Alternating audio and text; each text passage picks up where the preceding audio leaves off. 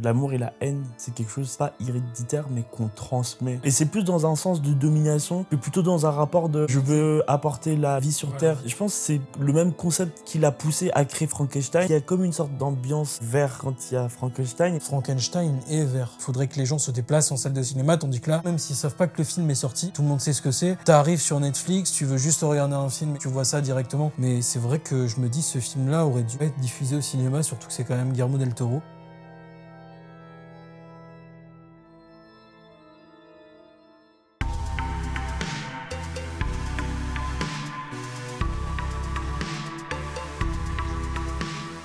Qu'est-ce que t'as pensé de Frankenstein en règle générale? Moi, j'ai adoré le film. Ah ouais? Une grande surprise. En plus, c'est toi qui m'as conseillé le film et je l'ai regardé. C'était vraiment le coup de cœur. Une bonne surprise. Je sais qu'il a été diffusé, moi, pour le coup, c'est dans des cinémas aux États-Unis. On n'a pas eu... je crois pas qu'il y a eu ça, en tout cas en France, même pas. Tu sais que des fois, il peut y avoir des exceptions, des exceptions, des choses comme ça, mais ça n'a pas été le cas, là, pour le coup, pour ce film-là, il me semble. Donc, c'est vrai qu'en vrai, j'ai trouvé ça un petit peu dommage que le film soit diffusé sur Netflix. Je vois que ça n'a pas été diffusé ça n'a pas été diffusé au cinéma. Donc, moi, c'est pour ça, ce qui est cool, c'est que j'ai pu le voir sur le vidéo proche, pour le coup. Ah, ça, c'est cool. bien. Ah, j'avais l'impression d'être au cinéma, donc c'est bien. Donc, moi, pour le coup, quand je l'ai vu, j'ai l'impression de l'avoir vu au cinéma. Bon, du coup, on va dire... ça a un peu été une chance, je pense. Donc c'est vrai que je sais pas après, ça dépend sur quoi les gens l'ont regardé, mais c'est vrai que je me dis ce film-là aurait dû être diffusé au cinéma, surtout que c'est quand même Guillermo del Toro. Hein, c'est un peu ça quand même qui m'a surpris quand j'ai vu le film. Voilà. Bon, pour introduire, c'est un peu le truc. Pour dire que moi, l'avoir vu dessus, je trouve ça logique de le voir sur un peu au cinéma, dans ce truc-là, mais voilà. Après, ça peut paraître bête ce que je veux dire, mais je trouve que c'est plus un film qui peut mieux marcher sur une plateforme justement que sur le cinéma. Je sais pas si... c'est plus accessible dans le sens où il y a peut-être plus de gens qui ont... En vrai, il y a le truc où pour voir le film en lui-même, déjà t'as Netflix, donc bon, c'est que sur Netflix, je crois. Et j'ai entendu qu'apparemment il va peut-être sortir en physique aussi, c'est DVD, Blu-ray, j'imagine, tout ça, apparemment. Je sais pas si c'est confirmé ou pas, mais apparemment. Et ouais, après du coup t'as des gens aussi qui le téléchargent illégalement aussi, donc évidemment ça fait que du coup le film peut être vu plus rapidement et plus facilement par pas mal de gens. C'est par rapport à quand c'est diffusé au cinéma aussi, en tout cas sur le coup quand ça sort. Par contre, c'est vrai ce que tu dis, mais c'est vrai que c'est un film c'est bien que c'est sorti sur la plateforme Netflix, tu vois, pour le coup, mais je trouve que, je sais pas si tu as eu la même impression, mais je trouve qu'on en a parlé beaucoup quand il est sorti et beaucoup moins après. Et pas aussi avant. Avant, si, parce que... Il n'y a pas eu avant, tant de promo, je trouve, dans la sortie du film. Parce que moi, c'est plus du bouche à oreille que j'ai entendu que beaucoup de bouche à oreille sur ce film-là, j'ai l'impression. Mais j'ai pas vu sur les réseaux sociaux ou sur d'autres plateformes. En plus, j'avais même pas vu le casting non plus avant de regarder le film. Je l'ai vraiment vu à l'aveuglette. Donc c'était vraiment une totale surprise pour... moi, j'avais vu un peu j'avais vu la bande-annonce, donc je voyais qui étaient les acteurs du film. Donc ça, pour le coup, Bon, c'est vrai qu'en plus de ça, il y a une bonne palette d'acteurs. Ce sont des acteurs qui sont plus au cinéma, d'ailleurs, je dirais même, que dans des séries ou quoi, qui sont du coup, encore une fois, sur des plateformes. Mais c'est vrai que il y a un peu ce côté-là, je sais plus ce que je disais. Que ça, on avait beaucoup parlé du film quand il est sorti. Quand il est sorti. Mais pas après, et que c'est parti un petit peu à l'oubliette. Ouais, j'ai un peu l'impression que c'est un peu parti après aux oubliettes après, mais c'est vrai qu'avant, il y a quand même un peu une promo, mais c'est vrai qu'après après que le film est sorti, bof, mais par contre, c'est vrai que c'est bête, mais j'ai l'impression que pas mal de gens l'ont vu le film, même des gens qui regardent pas forcément les films quand ils sortent ou quoi. Donc c'est vrai que le truc que tu dis, le fait que c'est pas sorti au cinéma, mais directement sur Netflix, c'est peut-être ça aussi qui a fait que justement, ça en a quand même pas mal parlé quand même en soi avant, un minimum, tu vois. Puis il y a eu beaucoup de bouche à oreille. Donc ouais, c'est vrai. C'est vrai que ça aurait peut-être fait plus parler si il serait sorti au cinéma.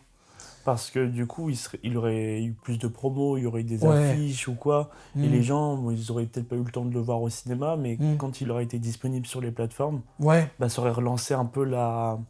Ouais. Ouais, c'est vrai. la hype un peu autour Bah, c'est parce du film. que, après, sur les plateformes, t'as je sais plus comment on appelle ça, mais t'as un temps entre Mm. enfin, le moment où le film est au cinéma et après le temps, la chronologie des médias, je crois que ça s'appelle. Ouais. Et ça, t'as un temps, je sais plus, je crois que ça s'est raccourci depuis quelques temps maintenant. Mais avant, c'était beaucoup plus long.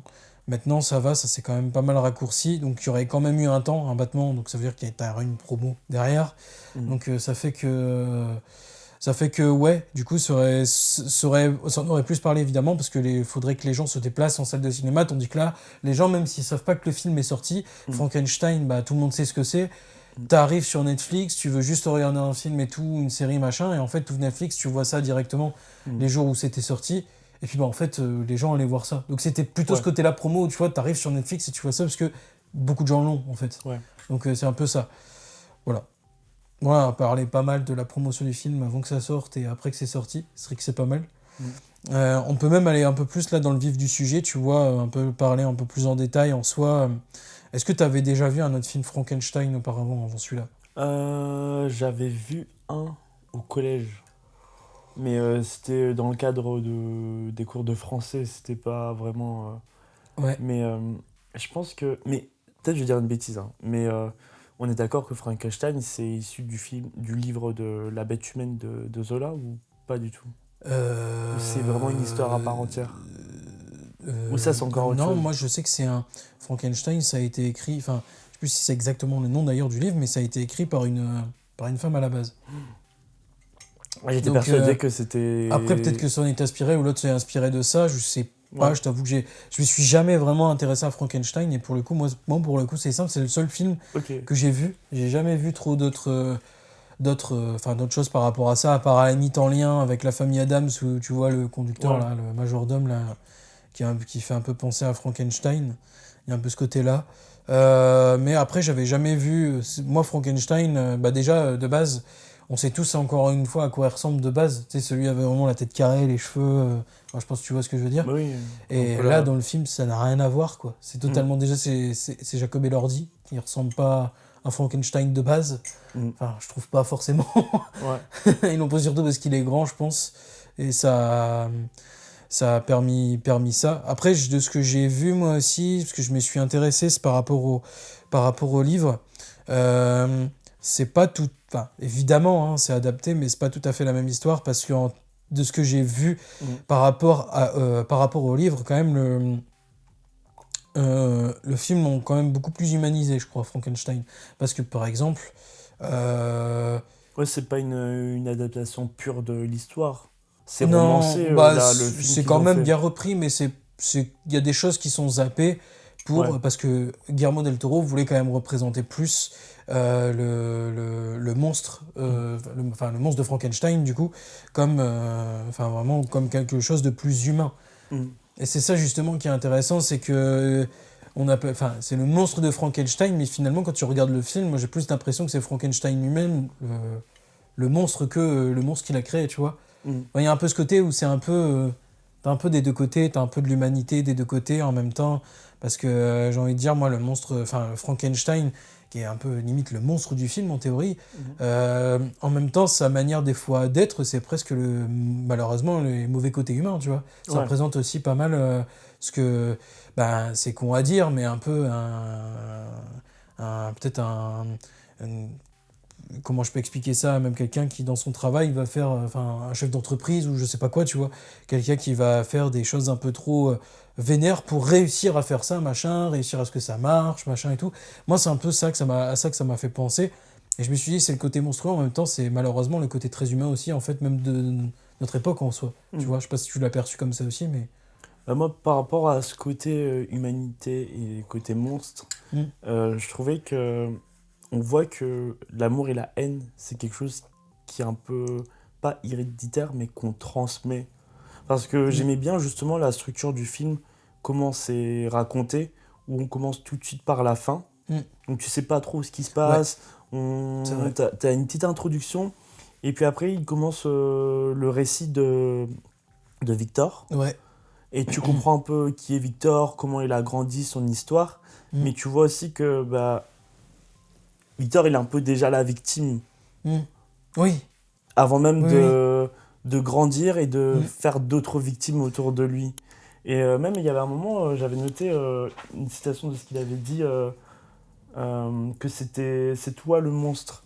Mais son petit frère, avant de mourir, il dit oui. que c'est qu'il a toujours eu peur de lui. Et tu vois, franchement, comment son père l'a éduqué Mm. avec pas d'amour et comment même lui, quand il a créé, il a donné vie, Mm. qu'il a retransmis un peu ce qu'il a reçu. Et c'est Mm. vrai que qu'il a pas grandi dans... Enfin, Ouais, pas c'est dans cette vie. forcément, ouais, par rapport à son père. En fait, il y avait le côté sain par rapport à sa mère, Mm. mais pas du côté de son père, qui rejoint un peu ce que je disais, tu vois, parce que je sais même plus ce que c'est son père, je crois que c'est quelqu'un d'important dans le... Ouais, c'était un baron qui était Ouais, pas docteur, mais un grand médecin ouais, illustre, voilà. réputé, qui voulait que son fils, pareil, il garde l'héritage, Mm.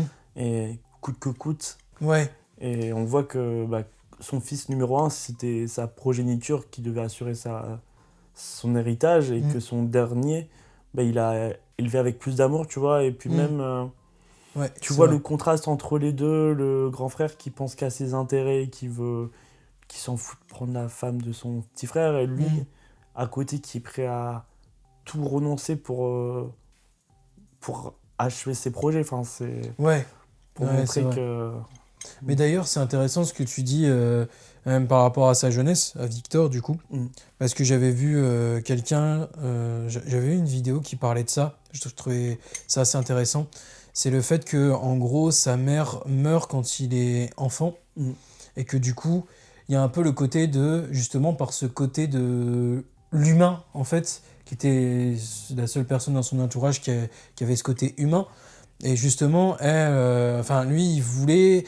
C'est comme si, en fait, par le fait de recréer, du coup, en créant son monstre, en fait, Mm. euh, c'est comme si un peu il voulait recréer sa mère. En gros, c'est.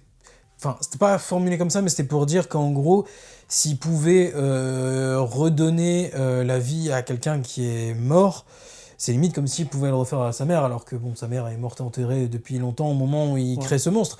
Mais c'est un peu pour dire, bah voilà, je peux recréer la vie. Donc en fait, là, il y a quelqu'un qui était la personne la plus humaine autour de moi, celle qui m'aimait et tout ça, machin, qui est morte. Mm. Mais en théorie, c'est comme si, limite, il se dit, ce genre de personne, je peux, tu vois, recréer justement ce côté humain, mais par le biais, en fait, en créant un monstre, par ce Ouais. biais-là, tu vois.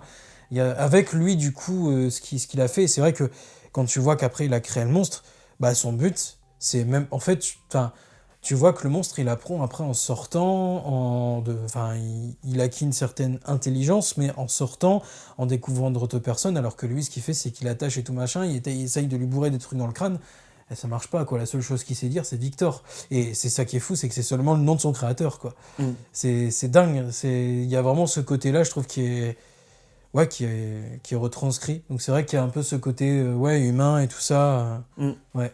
Mais encore une fois, par rapport à la côté humanité, Mm. c'est les paroles de...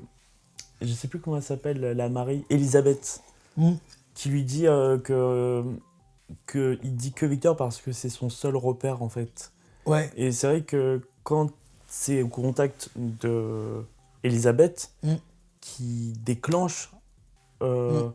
le fait de dire d'autres mots, Ouais. et au contact de d'autres personnes Mm. qui découvrent la vie parce qu'ils voient peut-être autre chose que lui-même, Déjà, il y a parce un que peu la Victor... figure maternelle avec elle. Ouais. Déjà, il y a ça qui se crée, c'est que c'est un peu Mm. la figure maternelle, alors qu'en soi, c'est un peu bête parce que non, mais après, on peut partir dans un autre truc et aller dans une analyse un peu plus poussée qui, peut-être, ça voudrait rien dire, mais c'est vrai qu'il y a le.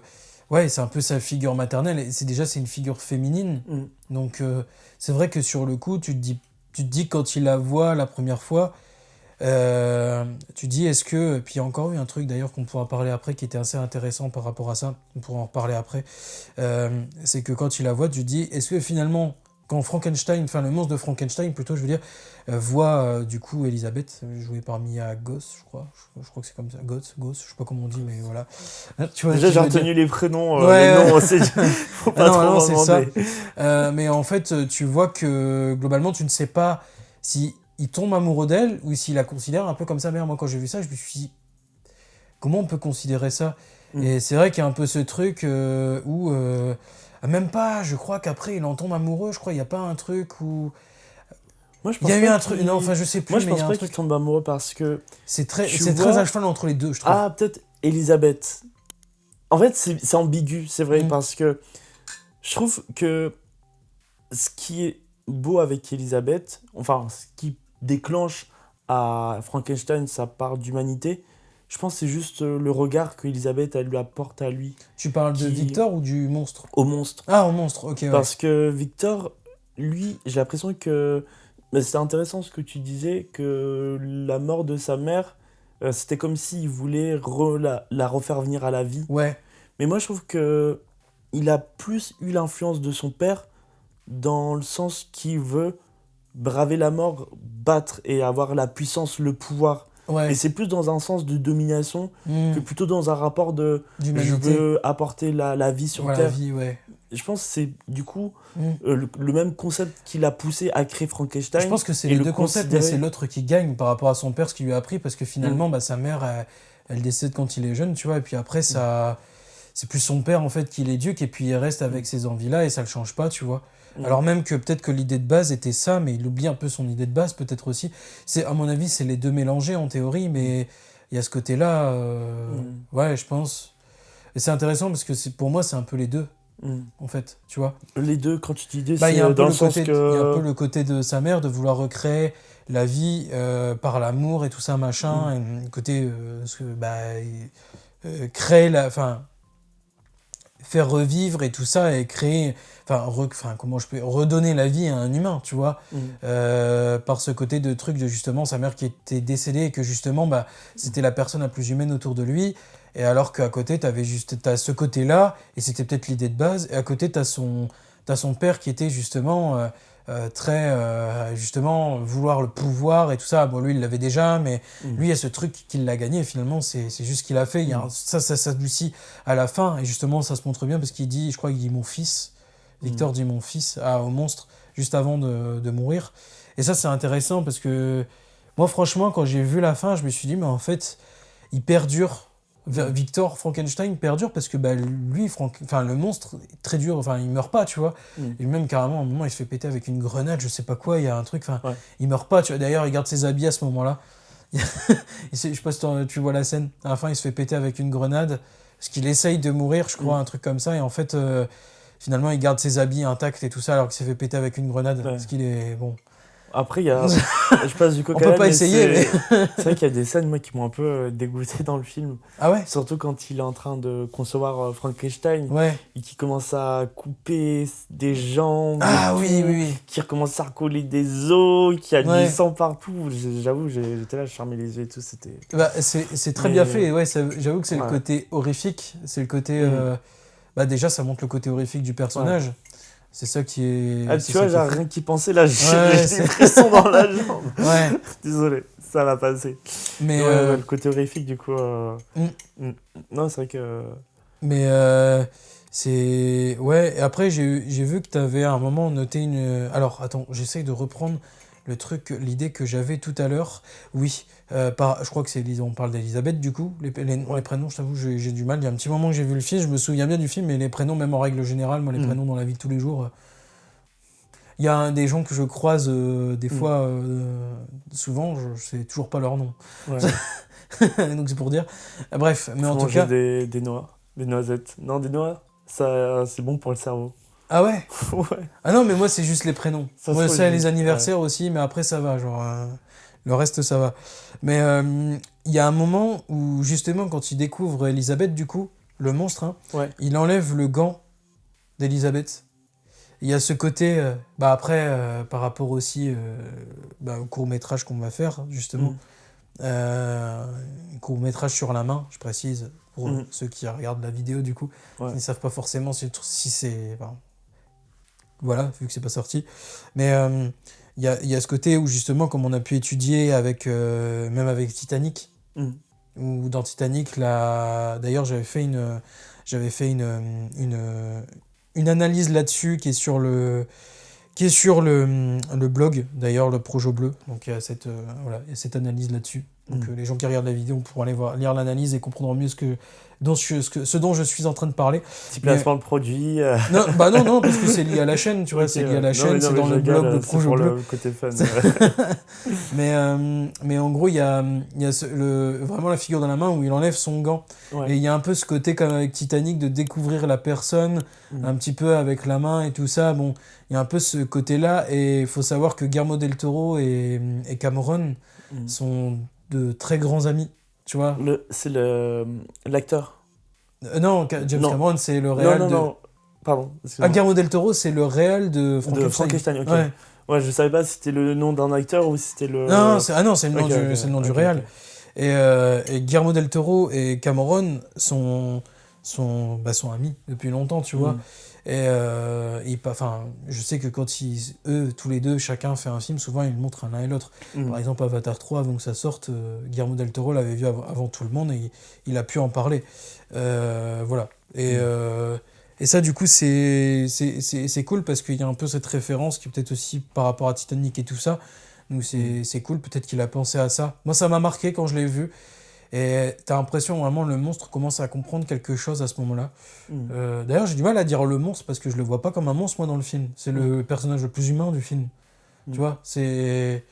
C'est une victime, déjà. Ouais, c'est une victime. Il est victime, pas... Déjà, c'est une victime parce que c'est il est plein. rejeté, il est Ouais. victime de haine, déjà par son propre créateur, et puis C'est même ça. tous les gens qui le croisent par son apparence. Et même moi, je me suis dit aussi quelque chose. C'est con, hein. Ça peut paraître bête ce que je vais dire, mais c'est finalement le morceau de plein d'humains, d'autres humains, tu vois. Donc finalement, en théorie, tu dis, son identité, c'est même pas... Est-ce que c'est juste la sienne? C'est celle de tous les humains qui composent son corps?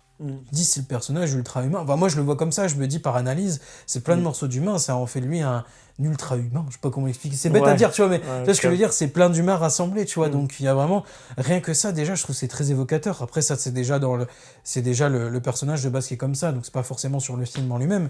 Mais voilà, par contre, j'ai vu un truc assez intéressant que t'avais noté, c'était la couleur bleue dans le film. Et ça, je trouve que Ma partie en favorite. parler. Franchement, en fait, Ça je trouve que m'intrigue. le film, il est magnifique au niveau de l'esthétique, au niveau des couleurs, au niveau des décors, puis même des ambiances. Et j'ai l'impression qu'à travers les couleurs, le réalisateur, il raconte des choses. Ouais. Parce que j'avais noté un petit peu des petites notes par rapport à comment le déroulé il se passait. Mais c'est vrai que je trouve qu'au début, je trouve ça beau le mélange de bleu, de sombre à l'entrée du court-métrage de l'histoire. Et j'ai l'impression qu'à chaque fois qu'il y a une scène un peu paranormale, où on sent la présence de Frankenstein qui va arriver, il y a comme des tons verts. Et je pense que c'était avec toi que tu me disais que justement le vert dans le cinéma, il représentait tout ce qui était étrange. L'étrangeté, ouais. En théorie, j'ai appris, quand j'ai fait des études en théorie, j'ai appris que le vert, c'était plus ce qui représentait l'étrangeté. C'est comme ça qu'on me l'a dit. Par contre, en technique, je suis pas sûr que... Enfin, pour les techniciens, tout ça, tu vois, même tout ce qui est réel, j'imagine, c'est de ce que j'ai cru comprendre, c'est pas forcément leur vision, mais je sais plus, parce que je l'ai pas retenu, parce que ayant appris autre chose avant, pour moi, ça a toujours symbolisé l'étrangeté. Déjà parce que tu avais aussi Nosferatu, le premier Nosferatu qui date de je ne sais plus quand, le tout premier quoi, qui représentait ça aussi. Et pas mal de films qui étaient en noir et blanc, on mettait tu vois, des filtres couleurs. Tu avais beaucoup ce truc-là où en fait ça représentait l'étrangeté quand tu avais des monstres. Et principalement. Hein. Et c'est vrai que là, ça joue beaucoup entre le bleu et le vert. Et déjà, de base, si je dis pas de conneries, normalement, Frankenstein est vert. Ouais. Et justement, je me demande si c'est pas... Moi, je veux Frankenstein, tu vois, de base, avec la tête carrée, là... Je sais pas, c'est de la pure interprétation. Franchement, je dis pas qu'on a... Ce que je veux dire, c'est pertinent ou pas, mais j'ai l'impression, peut-être, parce que pour moi, le bleu, souvent, c'est la couleur de l'espoir, de l'espérance. Et le fait que... Un peu de la vie, je trouve, en règle générale, tu vois, ce qui est bénéfique, ce qui est, tu vois. Ouais. Et le fait que, du coup, si on part sur ma théorie, qu'il y a comme une sorte d'ambiance vert quand il y a Frankenstein, et le fait qu'il soit même bleu, Enfin, je trouve que justement, Ça quand joue on entre le voit, bleu et le vert, ça ouais. dépend en fait de l'éclairage, quoi. le, De le, côté sombre, de. Ouais, le vert, je suis c'est d'accord. vraiment la première partie, mais une fois que c'est l'histoire de Frankenstein, Mm. je trouve que ça part un Ouais. petit peu. Et que je me demande pas si est-ce que le bleu, c'est une sorte d'espérance, ou est-ce qu'il veut pas montrer une autre vision de Frankenstein qu'on a l'habitude de le voir comme le monstre. Enfin, Bah, c'est parce que ça le. Je sais pas, il devient moins monstrueux, enfin, ça enlève tout son côté monstre Ouais. dans la deuxième partie, hein, sa partie à lui. Et c'est vrai qu'il y a vraiment ça pour le Mm. coup. Et le vert, ouais, et plus, s'installe plus au début déjà, bah, même dans l'éclairage, avec ça. Je sais même pas, ils sont dans les sous-sols de son manoir bizarre, je sais pas quoi. Mm. Et tu vois, il y a vraiment ce côté. Il est plus vert clair. Et c'est Mm. vrai que le film, je trouve qu'en termes. Il joue entre le bleu et le vert. Ouais. Et je trouvais ça. Et même à la fin, ça m'a beaucoup choqué parce que moi, quand je l'ai. Je crois que vers un plan de fin, au moment où tu as un gros plan sur lui. Et moi, j'avais même l'impression que vers la fin, il y a le vert qui se réintensifiait, Mm. mais qui prenait plus ce pied de l'étrangeté, tu vois, mais plus de dire. Mm. Bah, le vert, c'est con, mais le vert, c'est un peu la couleur de la nature, machin et tout, tu vois. Donc, Mm. il y a côté un peu naturel, finalement, il est devenu. Mm. Je sais pas comment on pourrait l'expliquer, mais moi, je l'ai vraiment, quand je l'ai vu, je me suis dit, bah, en fait, ça paraît plus naturel. C'est plus comme le vert du début. Alors qu'en soi, c'est typiquement le même, j'imagine. Hein. Mais Ouais. c'est juste qu'en gros, mentalement, par rapport aux événements qui se passent dans le film, tu te dis, ah bah ouais, en fait, ça te fait pour changer ton positionnement sur comment le réel, tu vois, retranscrit le vert dans le film. Alors moi, c'est un peu comme ça que je l'ai vu, en tout cas. Mais ça m'a frappé, surtout quand t'as des gros plans. Étant dans les yeux des personnages, les yeux du personnage plutôt, et tu vois vraiment ce côté-là, je trouvais ça très. Voilà. Mm. Je sais pas si t'as un truc à rajouter là-dessus. Moi, le rouge aussi, je trouve qu'on Ouais. le voit pas beaucoup. Ce que Mais d'ailleurs, j'ai je m'en souviens plus l'impression qu'il y énormément. a une. J'aimerais savoir justement c'est quoi la signification de ce rouge. Parce qu'on le voit à quelques moments ponctuels. Mm. Je sais que le rouge, il est dominant quand il y a la mère de Victor. Ouais, Au début, oui, elle ça a j'avais une vu. robe rouge. Ouais. Quand on l'enterre, elle a sa robe rouge. On voit le rouge aussi quand il y a l'ange noir qui est assez dominant. Ouais. Et puis même des moments, comme si en fait le rouge, il appelait la mort en fait, déjà. Mm. Parce que Ouais. une fois, un moment où on voit le rouge aussi, c'est quand l'oncle de Elisabeth, il rentre, après qu'il y a eu la scène, le plaidoirie avec les juges, enfin avec les docteurs, je sais pas comment ils appellent ça, Ouais. il va dans une place, il va à sa rencontre, et il arrive dans une salle où il y a son laboratoire, je sais pas si c'est là où il habite, et juste avant de rentrer chez Ouais. lui, il y a une flaque de sang rouge, et il saute au-dessus. Enfin après c'est des... je sais pas, ça veut dire quelque Ouais, chose, mais en plus de ça, lui, il est mourant dans le film. Oui. L'oncle. Donc c'est un peu pour montrer ce personnage est mourant. Un petit peu comme ce que peut faire des fois Scorsese en mettant des croix devant des personnages pour dire lui il va mourir. Mais lui il saute au-dessus en mode bah non, c'est pas tout de suite. Il y a un peu ce côté-là, tu veux dire peut-être. Ouais, je veux dire, en fait, je sais pas si ça... Peut-être c'est juste des détails inutiles, Non, mais je veux dire qu'ils sont tellement j'avais pas remarqué choisis ça, à mais ça. certains moments Ouais. que je me dis que ça porte à quelque chose. Ouais. Même le rouge, on voit quand il y a Elisabeth qui est dans la place du marché, elle a un parapluie rouge, et même Victor dans ses mains, il a des gants rouges. Ouais, Une c'est vrai écharpe qu'il y a des gants rouges lui. Mais j'ai pas trouvé la signification du rouge, mais je pense que, je sais pas si c'est un message d'amour, de haine, je sais pas ce que le rouge, mais c'est tout ce qui est intense, souvent Ouais. tout ce qui Bah s'embrasse c'est un peu la couleur de la chair, quand on l'appelle la chair. C'est la chair, c'est dans mes souvenirs, c'est surtout tout ce qui est lié, même ça peut être, je crois que la chair, ça peut déjà être lié au sexe déjà de base, et puis aussi normalement tout ce qui est même la violence, je crois, si je dis pas de bêtises. Donc il y a ce côté-là, parce que c'est un peu, ouais, je pense que c'est un peu ça. Ça est un peu la mort, du coup, comme tu viens de dire. Ouais, je pense que c'est plus la mort dans le film que le rouge y renvoie. Parce que, en réfléchissant, sa mère qui a son teint rouge, puis ses mains rouges, enfin c'est... Ouais.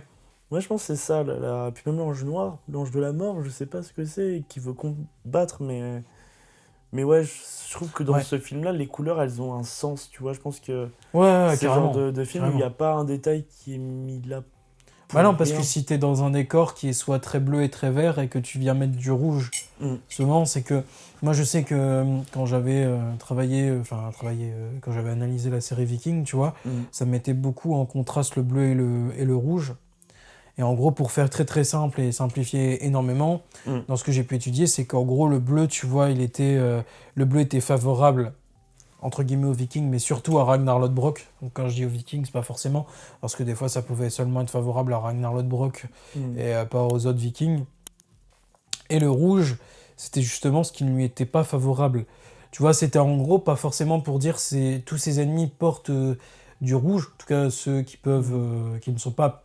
Il y a un peu ce côté justement, où, voilà, c'est ça. C'est que c'est ceux qui ne sont pas pour lui ou qui ne lui garantissent pas une sécurité, machin, ou qui sont pas pour ces idées qui vont nuire au personnage. Ouais. Comme j'expliquais, c'est plus complexe que ça. C'est en gros le rouge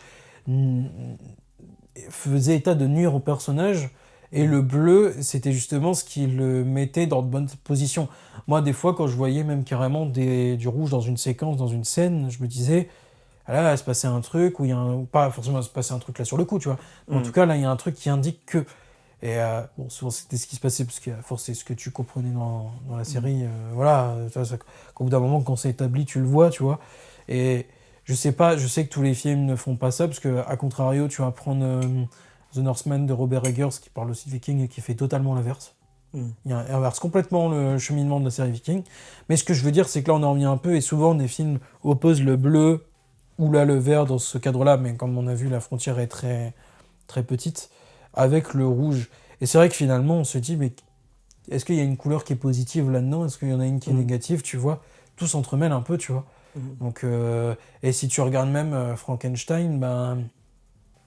Finalement, il est un peu bleu, il est un peu vert, il est un peu blanc aussi. Il a des fois par les coutures pour le reformer, un peu de rouge et tout machin. Tu dis lui, il a un peu toutes les couleurs. Ouais. Et il représente un peu tout en fait, toutes les idées dans le film aussi. Donc ouais. Et les acteurs, t'en as pensé quoi? Bah globalement après la palette d'acteurs. Enfin, l'acting des acteurs. Ah bah moi sur le coup. Jacob Elordi, j'avoue que j'avais surtout vu dans Euphoria. Je crois pas l'avoir vu forcément dans autre chose. Après, son rôle de Euphoria n'a absolument rien à voir. Parce que dans mes souvenirs, dans Euphoria, c'est pas forcément le personnage le plus sympa, hein, dans mes souvenirs. Nate. C'est comment déjà? Nate, ouais. Nate, ouais, putain, ouais. Ah ben lui, voilà. Donc je savais pas parce que là, je l'ai jamais... Enfin, c'est pas l'acteur forcément que je m'intéressais énormément, je l'avais vécu là-dedans. Et c'est vrai que ça n'a rien à voir, donc c'est totalement un rôle différent, donc on peut pas forcément trouver forcément de similitudes. Donc, mais moi, j'ai trouvé qu'il était bien pour le rôle. Il arrivait à jouer c'est bête à dire, mais un peu ce personnage, en tout cas au début, cette chose qui comprend pas où il est, ce qu'il fait, qui limite qu'il ait envie, tu vois, et qui découvre tout. Il y a un peu ce truc... Au début, tu as juste l'impression un peu que c'est bête à dire, mais il a pas vraiment... son intelligence n'est pas nourrie au début. Je pense que c'est plutôt ça qu'il faut dire. Du coup, tu dis il est complètement con au début. Ben non, c'est parce qu'en fait, son intelligence n'est pas nourrie. Et c'est après que tu vois qu'il l'apprend, quand il découvre même le grand-père là dans la maison et tout ça. Et il apprend aux côtés d'un peu d'un ancien et tout ça. Et c'est à ce moment-là où d'ailleurs t'as l'impression qu'il est marqué par la vie. Pourquoi? Parce que il y a un peu le gars qui l'a vraiment élevé, tu vois, qui meurt. Et là il est marqué par la vie, tu vois que là, c'est là qu'après il entreprend même, je crois, sa quête et tout ça pour retrouver Victor et tout. Les personnages sont franchement assez convaincants parce que lui en plus il est aveugle. Même lui, je trouve que c'était un personnage qui est hyper important dans le film. Après, c'est vrai que le jeu des acteurs, pour le coup, sont tous, même Elisabeth. Hein. Enfin, je veux dire, moi, quand j'ai vu qu'elle était dans ce rôle-là, ça m'a pas du tout surpris. Elle a joué d'autres films connus? Ouais, elle a fait... moi, je l'ai vu aussi, alors je sais plus le nom du réal. C'est pas T. West? Si, c'est T. West, je crois, qui a fait X, qui a fait Maxime, je sais plus exactement. Et... Ah, il y en a un autre. Je sais plus. Pearl, voilà. Je sais pas. Pearl. Et voilà. C'est une actrice qui arrive à jouer pas mal de choses différentes, parce que même après, faut voir le film, c'est un peu spécial, mais moi, je me suis dit, oui, elle y arrivait plutôt pas mal. Donc, Donc voilà. Enfin, je veux dire, elle arrive à changer pas mal de personnages assez complexes. Enfin, c'est même deux personnages minimum, je crois. Donc bref, faut voir ces films-là. Je vais pas spoiler parce que c'est trop compliqué, mais en tout cas, si tu veux les voir, c'est intéressant. Si tu veux découvrir un peu plus cette actrice-là, quand même, elle livre une belle performance. Donc évidemment, j'avais pas peur. Et même Oscar Isaac, qui joue du coup Victor Frankenstein. Bon, lui, on va dire qu'il est... Lui, par contre, il était très très bon dans le rôle et très très crédible parce que rien que de toute façon, lui d'ailleurs il m'a rappelé pas mal quand il jouait ces moments un peu énervés et qui gueulait sur sa création.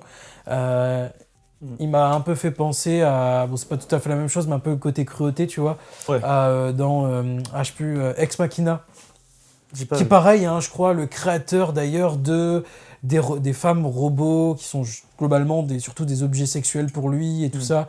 Et voilà, enfin, c'est un peu ce qu'il veut créer. C'est presque le même personnage, quoi. Enfin, pas tout à fait, mais franchement, c'est un personnage très très équivalent. Franchement, c'est presque équivalent, quoi. C'est quasiment le même perso. Je vais pas dire que c'est la même histoire, mais on en est très très proche. Faudrait que tu le regardes, tu vas me dire, ah ouais, c'est assez équivalent. Tu vois. Donc, je comprends pourquoi elle a été choisie, parce que finalement, bah, logique. Voilà. Et toi, du coup... Moi, Jacob Elordi, je l'avais vu dans pas mal de films, mais j'étais agréablement surpris parce que souvent c'est un peu le personnage, le beau gosse de la série, Ouais. le personnage un peu qui rentre dans les clichés des films américains, on va dire, Ouais, entre guillemets. Et vu que j'avais pas vu le cast avant de regarder le film, au début je me suis dit... mais Ah, tu savais pas du tout qu'il était dedans, je parce ne que... savais ouais. pas du tout. Ok. Du coup, je me dis, mais je connais cet acteur, tu vois. Ah, je tu l'as commence à reconnu quand réfléchir. même. Je l'ai reconnu quand il a commencé Parce à que- raconter le chapitre de... Ouais, parce que c'est de vrai que c'est compliqué des Frankenstein. fois de le reconnaître. Des fois même moi, je me dis, Ouais. putain, quand même, il est bien Ouais. maquillé, bien transformé, quoi. Mais du coup, j'étais là sur mon téléphone à regarder, mais si, c'est bien Jacob Elordi. Et franchement, je trouve qu'il a bien joué, pareil que toi. Il a réussi à rentrer dans ce vide, dans ce personnage qui sait pas, qui comprend pas. Donc, j'ai bien aimé. Et je trouve que c'est bien, même pour sa carrière, de prendre une telle tournure. Je suis d'accord avec toi, pour le coup. C'est la meilleure chose, là, pour l'instant, en tout cas, qu'il a pu faire à sa carrière, je pense, parce que c'est vrai que c'est tellement différent. Ça le change, ça ne le cantonne pas à un rôle. Et c'est vrai que souvent, comme tu dis, c'est un peu souvent le beau gosse et tout. Ouais, c'est ça. et, Genre avec Euphoria, c'est ça qu'il a vraiment fait connaître. Mais c'est vrai qu'il que est là, du beaucoup coup... sur les médias, mais sans... Ouais. Et là, vraiment, on voit qu'il commence à vraiment être un aller dans ce côté acteur, de tu justement vois. pouvoir aller potentiellement, sans les dire, mais justement pouvoir monter plutôt une beauté intérieure. Plutôt, C'est ça. c'est le but un peu du film. Et ça, c'est cool. Et en vrai, ça peut être un gros pari aussi pour l'acteur et le réal, en vrai, d'aller montrer ce genre de choses, parce que c'est pas le genre de choses qu'on peut forcément aller toujours montrer. Ou alors, on peut faire ça, un truc un peu, comment dire, kitsch, qui peuvent aller le faire. Je sais plus, il y avait une série qui faisait limite ça. Comment ça s'appelait ? C'est pas Le Destin de Lisa ? Justement, tu vois, je sais pas si tu te rappelles de ce que c'est, Le Destin de Lisa. C'est une série où, en gros, on montrait une fille qui était en soi, qu'on avait en lady, tu vois, c'était un peu l'idée, qui disait qu'elle était pas très jolie, mais dans mes souvenirs, qui était un peu limite harcelée, qui était un C'est peu... pas Betty ? Il y a pas une histoire de... Bah, je sais plus. C'était pas Le de Destin de dessin Lisa ? Ah si, je crois, non ? C'est pas une fille qui avait des lunettes, Si. des bagues ? Ouais. Betty... Et même elle travaillait dans un truc de... Enfin, dans des gratte-ciel, non ? Ouais, je À crois. New Ouais. York City. Ouais. Et... Ouais, c'est ça, ouais. C'est vrai, c'est Betty, je pense, c'est sur... Ah merde, bah j'ai compris. Bonne chance Betty. Ah, je sais ou plus. Je sais plus. Mais pour Mais moi, c'était Le Destin ça de me dit- Lisa, mais... Ça me dit quelque chose aussi, mais... Bah ça, en fait, en gros, c'était un deux peu séries pareil. qui sont similaires, mais... Et bah tu vois que c'est un peu justement, tu vois, là on l'a dit, et bon, je me souviens plus de la série, hein. Je regardais ça vite fait quand j'étais petit, des fois, tu vois, quand ça Là, passait. pareil, j'étais petit aussi, ça passait sur... Ouais. Et c'était, tu vois, c'était un entre peu... midi et deux, non ? Je sais même plus, je sais même plus. Je pense que c'est sur Disney+, ou sur... Ah, peut-être, ouais, sur peut-être. Prime, je sais plus. Bah, en tout cas, c'était le personnage qui, j'imagine, montrait plutôt la beauté à l'intérieur et tout ça. Et je me souviens à la fin de la série où justement elle enlevait ses lunettes, ses bagues et tout machin. Et tu dis, ah bah en fait, elle est jolie en fait, Ouais. finalement. Limite, il y avait ce côté-là, tu vois. Et je trouve ça, c'est un peu ce même truc, un peu de faire ça, de prendre un acteur qui peut être connoté parce que elle est belle ou il est beau, tu vois, et d'après l'enlaidir et peut-être justement montrer une certaine beauté intérieure. Ça peut être intéressant parce que ça peut être un beau message aussi. Des fois, il y a ce côté-là, et c'est vrai que Frankenstein, c'est un peu ce que ça montre. Voilà. Donc, Je sais pas si tu as d'autres choses Bon, à... après, le rôle d'Elisabeth, j'ai adoré. Je trouvais Ouais. qu'elle était très élégante, très délicate, très royale. Enfin, Mmh. je trouve que le film, même en lui-même, il est très majestueux, cet Ouais, environnement, les châteaux et tout. Enfin, ouais, cette ambiance un peu médiévale, un peu renaissance aussi. ouais. J'ai beaucoup aimé. Je trouve que Victor, il a super bien joué. Je sais pas c'est quoi le nom de l'acteur. Oscar Isaac. Oscar Isaac. Ouais, il est fort, lui. Dès le début, quand il est dans le plaidoirie, qui crie, Ouais. moi j'étais pris dans le film. Franchement, c'est vraiment 2 heures. Je me suis dit en vrai, 2 heures de film. Mmh. Mais je les ai pas vus passer. Ouais, non, c'est vrai qu'il est bien rythmé, tout ça. Non, franchement, il y a pas mal de choses intéressantes. Puis ce que j'aime Mm. bien, c'est que il fait... Ben, il y a des choses un peu particulières, parce que c'est vrai que il est stylisé, le film. Mm. Tu vois, c'est juste même pas juste au niveau couleur, c'est aussi, comme tu disais, même au niveau de l'architecture aussi, de ce que tu vois. Mm. C'est très immense, des fois, tu dis pour rien, quoi, presque. Ouais. Même quand il arrive, où il doit faire son expérience et créer sa créature, là, avec le vide et tout machin, je dis, oh, c'est marrant, ça, je m'attendais pas à un truc comme ça. C'est vrai que ça aussi, c'est impressionnant. Il y a des choses où tu te dis, ouais, c'est très presque grandiloquent. Mm. Tu dis, c'est vraiment une mise en scène un peu particulière, Mm. il y a vraiment tout un aspect où tu te dis, ça se passe pas dans notre monde, quoi. Ouais. Tu vois, c'est très stylisé. Et c'est ça que j'ai beaucoup Mm. aimé, parce que je me suis dit, ça va vraiment, ça épouse complètement ce côté en mode, Mm. c'est pas du tout notre univers, ça représente autre chose, ça te raconte une histoire qui est complètement dingue, à une époque où ça va pas du tout, et même encore maintenant, je m'étonnerais que même dans la zone 51, ils arrivent à faire ce genre de truc. Ouais. Pas pourquoi je parle de la zone 51. T'avises un petit peu, t'avises. Allez, c'est parti. Toujours en plus. Toujours plus. Non, mais ce que je veux dire, c'est que Ah. ça m'étonnerait qu'à notre époque, on pourrait recréer, tu vois, faire ce qu'il fait. Je dis la zone 51 parce qu'on dit toujours que dans la zone 51, il se Ouais, passerait tel j'ai- ou tel truc. J'ai Donc capté, c'est pour dire que t'inquiète. ce serait même, tu vois, dans les trucs qu'on pourrait imaginer. Si, enfin, bref, je suis pas du tout, je dis pas qu'il y a des extraterrestres dans la zone 51. Je dis ça pour aller justement dire, tu vois, même pas sûr que dans des trucs, je sais pas si ça existerait, des trucs soi-disant secrets machin, si tu vois, il y aurait vraiment des trucs comme ça qui existeraient, ce qui m'étonnerait fort. Donc c'est pour dire que vraiment ça part dans un truc what the fuck et on y va à fond. Là, Ouais. c'est pour vraiment dire, voilà, c'est Ok. un peu et c'est ça, et ça te montre un peu un monde, et c'est le monde qui est représenté, Mm. et c'est pas le nôtre, quoi. C'est un peu l'idée. C'est stylisé et ça va à fond là-dedans. Mm. Non, Ça- mais franchement, un beau film, franchement, que je recommande et Carrément. agréablement surpris. C'est pas un style de film que j'aime en particulier, Mm. mais j'ai vraiment beaucoup aimé et c'était très agréable. C'est une belle découverte, ouais, ouais. Je suis d'accord. Je l'aurais pas regardé de moi-même, mais franchement, je suis content que tu me l'aies recommandé et de pouvoir en discuter avec toi. Bah comme ouais, ça. c'était ça le but, c'était pouvoir justement discuter. Moi, c'est vrai que j'avais, bon, moi, c'est pas forcément mon film préféré de l'année, machin ou quoi, hein, Ouais. pas forcément. Mais c'est parce que je trouvais ça intéressant de parler de ce film-là, surtout le fait que c'est sorti sur Netflix. Ça, j'en ai beaucoup parlé au début. Parce que c'est vrai que c'est un peu particulier d'avoir fait ça pour moi, qui est quand même un film qui aurait dû être au cinéma. Après, est-ce que ça aurait eu le même impact et tout, je sais pas, mais... Je sais pas. Franchement, mais après maintenant beaucoup de. Je sais. D'ailleurs, c'est la question que je vais te poser au début, si c'est une production de Netflix ou rien à voir. C'est pas une. Normalement, oui. Après, en termes de prod, c'est toujours un peu... Je sais plus il y a d'autres boîtes de prod qui y sont mêlées dans mes souvenirs, je crois. Mais ouais, en tout cas, c'est distribué par Netflix, évidemment. Mais ouais, il y a quand même Netflix qui ont mis la main à la poche, normalement, pour Ok. je crois. Hein, je crois. Peut-être d'où le Après, format que- je t'avoue que je me suis même pas forcément renseigné vis-à-vis de ça, mais peut-être, mais à mon avis, quand même, je crois, je pense. Donc, ça, je peux pas trop te dire. Ok. Faudrait vérifier, mais Mm. ouais. Voilà, je sais pas si tu as d'autres choses à... Non, c'est tout. Non. Pour moi, c'est tout. Ok,